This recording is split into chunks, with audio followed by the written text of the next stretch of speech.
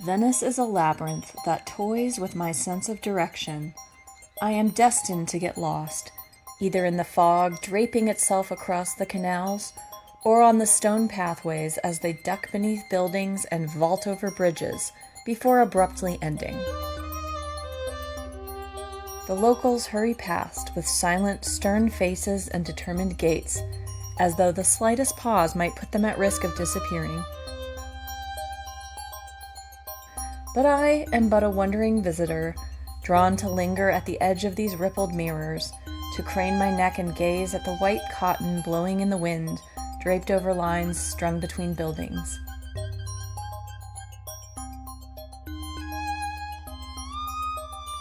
I allow my eyes to trace across the sculptural lamplights and patinaed walls, even as I block the narrow sidewalks and cause pedestrian traffic jams.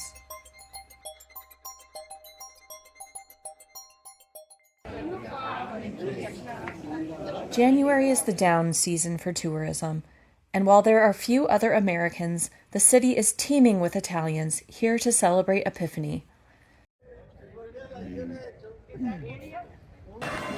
So the Festival of Epiphany is the last day of the Christmas season, and traditionally this is the day when Italians will take down their Christmas decorations, so our last chance to appreciate them. Like most tourists to this region, we do intend to revel in the opulent architecture and romantic aura of the floating city. But we've chosen this particular timing in order to witness a peculiar Venetian tradition, the Befana Regatta.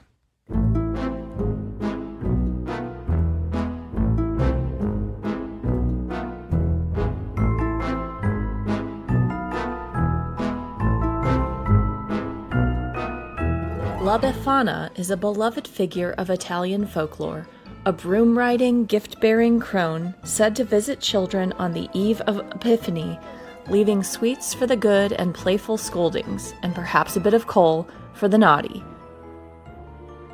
According to legend, she was invited by the Magi to join their journey, but declined, then later set out to find the Christ child on her own, and has been searching ever since. Each January in Venice, she is celebrated with the exuberant Regatta della Befana, where costumed rowers dressed as Befana race gondolas along the Grand Canal, turning sacred story into splendid spectacle with equal parts reverence and mischief. Or so we were told.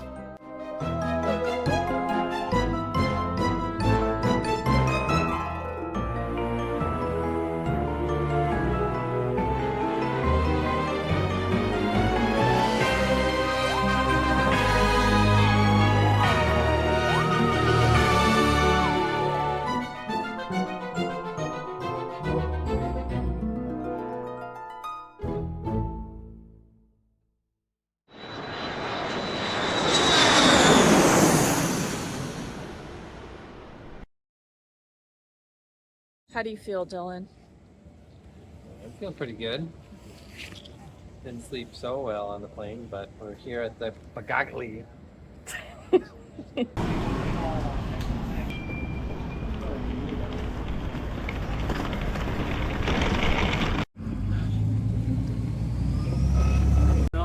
Cold? Okay, cold.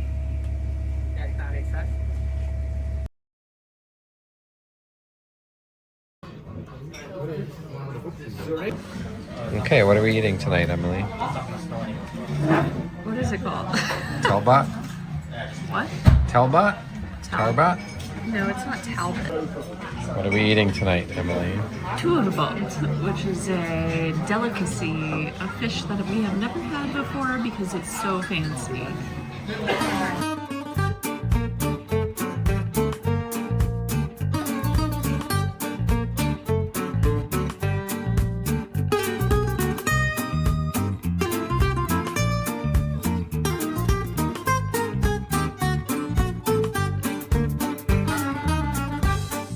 We were walking around in Venice, down the alleyways and things like that, and came across this really cute and attractive looking fruit stand, and I decided that we should get some fruit, but didn't really understand how things were supposed to go, so I told Emily just to pick out the clementines that she wanted, and she took them from the stand and held on to them and got some glares from the owners of the stands, which I think you're just supposed to ask them for what you want and not touch anything. So we got into a little bit of trouble with that.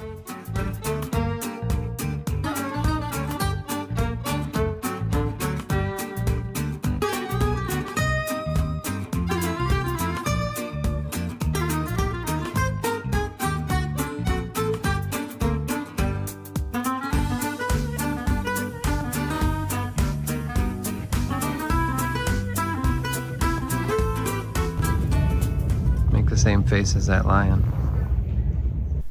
To an untrained American eye, Venetian architecture can be described as cool and old. According to people more knowledgeable than me, it is a tapestry woven from centuries of trade and cultural exchange, where East meets West in graceful harmony. Byzantine mosaics, Gothic tracery, and Renaissance symmetry rise directly from the water, giving Venice its unmistakable character, a city that feels both delicate and enduring, shaped as much by artistry as by tide. What has surprised you most so far? It's a lot more buildings, a lot more waterways, bigger than I thought it would be. How's your breadstick? Needs more flavor.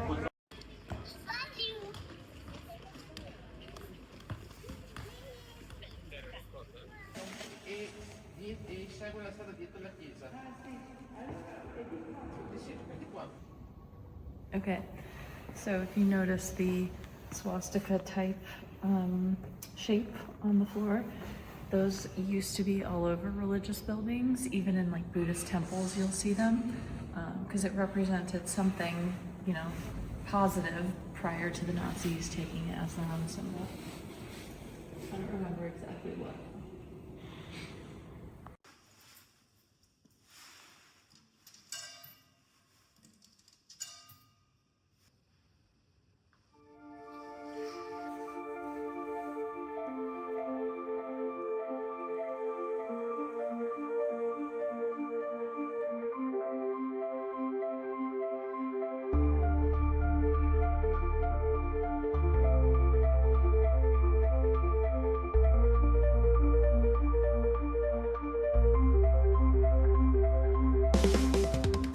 One of the highlights for me was the Libreria Acqua Alta, a very unique and interesting bookstore.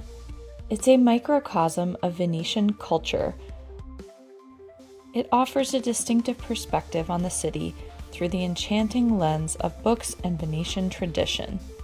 Acqua Alta means high water in Italian, and in Venice it is the name not only of this bookstore, but of the flooding that the city experiences each year.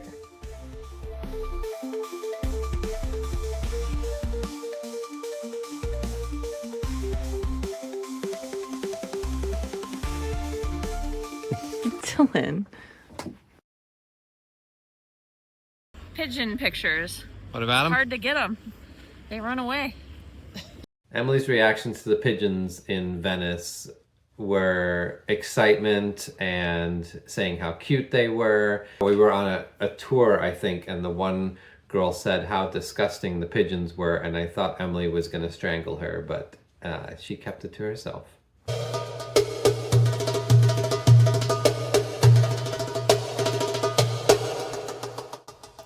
Many great artists of ages past drew brilliance from this floating city, and I too found myself inspired to create. We found a little art shop, and they for sure only spoke Italian, but we were brave and we went in and found what we wanted. And actually, I was looking for a little paint set, but I came away with with pastels. Yeah, aren't they sometimes called oil pastels? Anyway, but when I saw these, I was like, oh, that could be fun. Not remembering how messy they are. So everything, basically, my hands are just destined to be stained for the rest of the trip. But may I unveil the masterpiece, the Pigeon of Venice.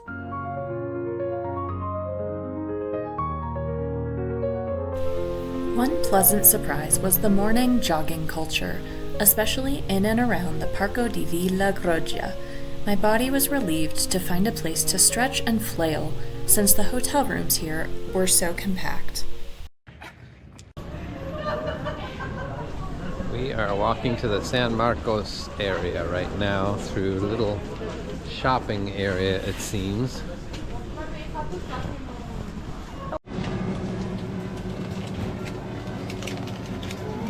Got one more spoon, do you share it? Yeah, thank you. You know, for Christmas. All right. Try it out. Crema Veneciana. Oh, it's like hazelnut. The tree has eyes. Oh. The sun has lifted and we're on the way to the Natural Science Museum.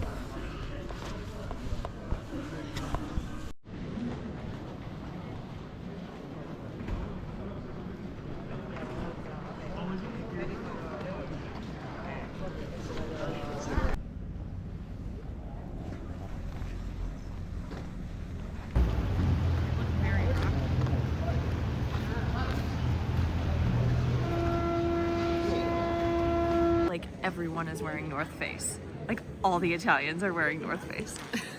Just like Dylan, he called it. I'm surprised that we haven't seen any PDA because I thought that was like a thing in Europe based on all the movies, and we haven't seen a single person even holding hands. It's very strange. And I thought there would be more street artists with like accordions and stuff. There's only been one so far, and she was really cool, playing the cups, glasses.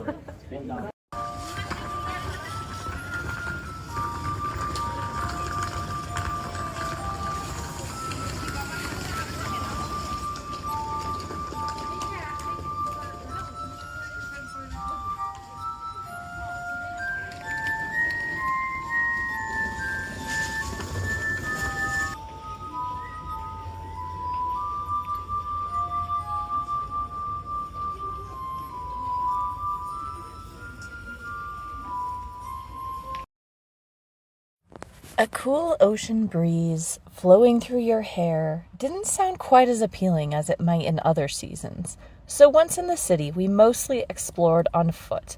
But coming in and out of Venice proved tricky, as you might have seen in our other videos. Where are we off to? Back into Venice now for the festival of Epiphany, or 2B. B for blue.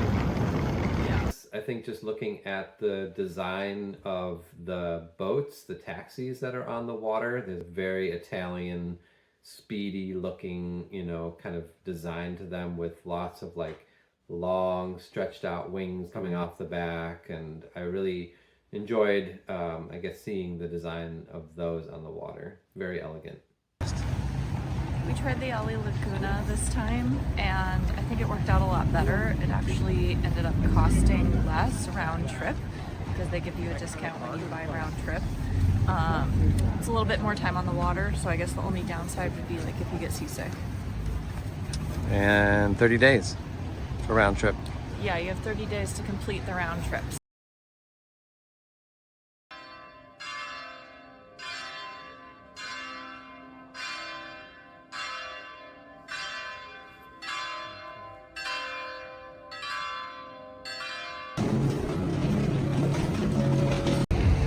People are starting to line up on the bridge.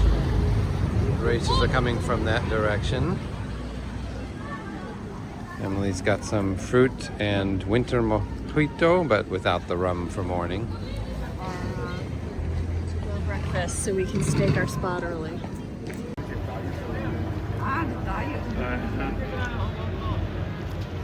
My expectations were, from what I had read, were about 50 men competing in witch costumes on the gondolas down the canals.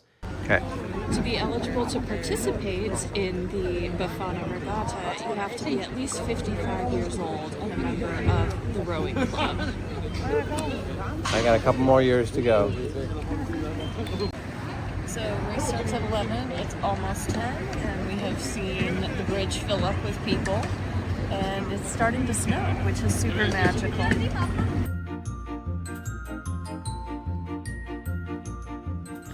A group of rowers is tasked with hanging the giant Befana stocking from the Rialto Bridge. Supposedly, the massive sock is stuffed with goodies and is offered as a reward to the first place winner.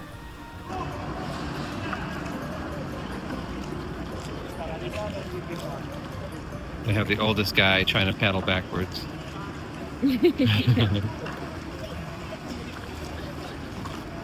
He's got it though. We are watching them set up the stocking up there, and seems like it's the first time they've ever done it, but they're getting it figured out, and hopefully they don't drop it in the water.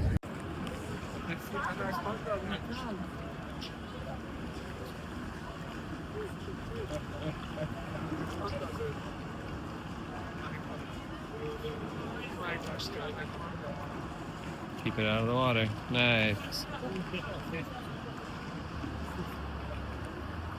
When we were waiting for the regatta to start, everybody was just kind of standing there silently, and it could have to do with the fact that the weather was so bad that nobody was in the mood to have a conversation.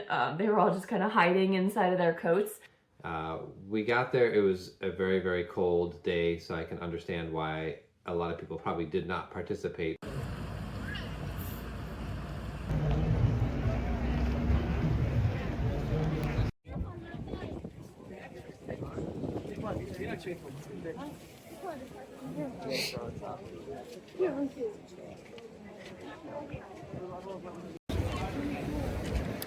We've been standing here for over an hour now, and they still haven't started, and it's very, very cold. At long last, the contestants appeared to begin their warm-up, and shortly thereafter were stopped to make way for emergency ambulance boats.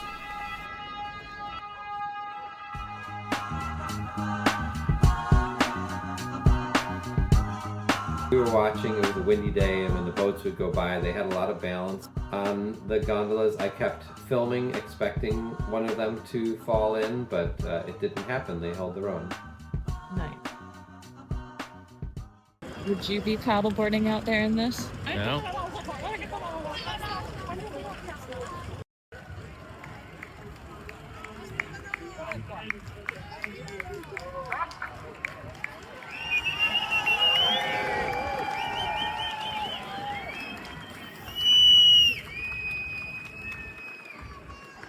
Gotta reach it.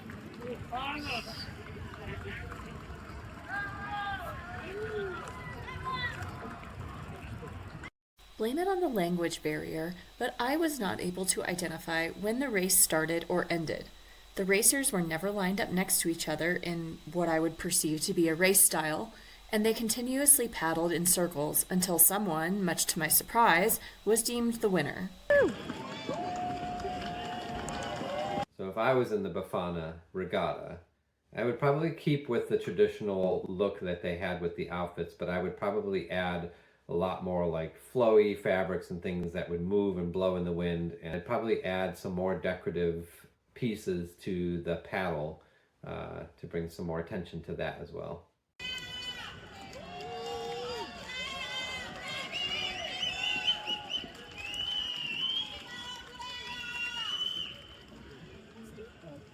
But they were basically four guys that kind of paddled down to where everybody was and then back out. It wasn't as exciting. There were definitely a lot of people around, which was fun to people watch, but not what I expected.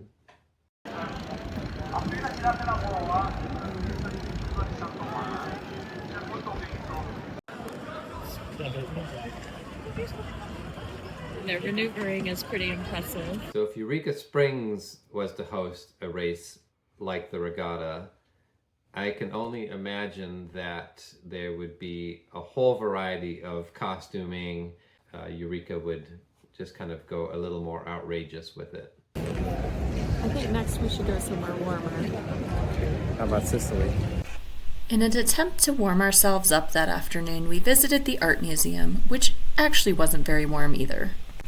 Our remaining hours were spent appreciating the beautiful surroundings one last time and indulging in some more food and drink.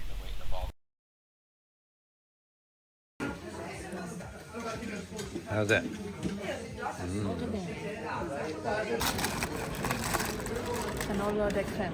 Mm-hmm. You can imagine the weight of all this marble. If you look at the base of this church, you can see that it's leaning to the right. We just learned that pepperoni is a bell pepper in Italian, and that the word pepperoni just is a totally mistranslated thing in English. So, new knowledge.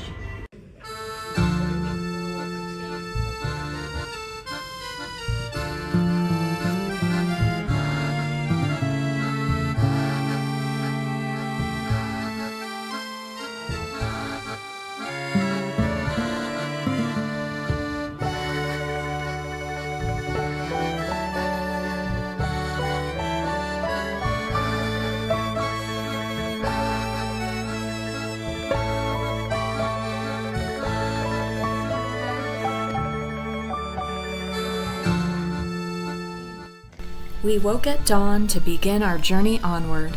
Due to a misunderstanding in bus schedule, we found ourselves standing at the dock for almost an hour, which wound up being a peaceful and scenic place to watch the sunrise, the water painted in stripes of luminous orange, each gentle wave catching the light. Once again, I found myself overtaken by a creative urge to memorialize the moment. While we were waiting, I was coloring with my pastels and got powder all over my hands and didn't even think about the fact. They actually flagged me when I was going through security because I had powder on my hands, which was suspicious.